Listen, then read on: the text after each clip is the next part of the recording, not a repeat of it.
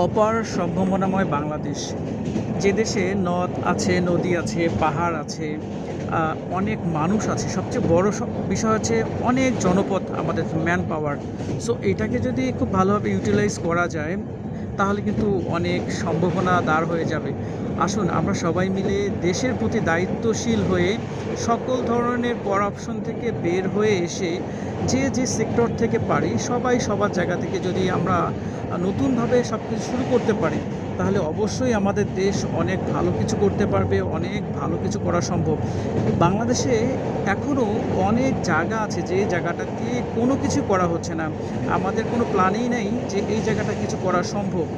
আমি সবাইকে বলবো, আসুন সবাই আমরা সুন্দর সুষ্ঠু চিন্তা দিয়ে দেশের কোন কোন জায়গাতে কাজ করা যায়, কোন কোন জায়গাতে মানুষজনকে ইনভলভ করা যায় এবং কোন কোন বিষয়ে কাজ করলে বাংলাদেশ থেকে অন্য অন্য কান্ট্রিতে আরও অনেক কিছু এক্সপোর্ট করার মতো সামগ্রী পাওয়া যায় এবং ইম্পোর্টে কোনো কিছু নিয়ে এসেই এই দেশে এস্টাবলিশমেন্ট ইমপ্লিমেন্ট করা যায়। আমরা আসুন না সবাই মিলে চিন্তা করি, তাহলে কিন্তু আমরা দেশপ্রেমিক সেটা কিন্তু বলতে পারবো।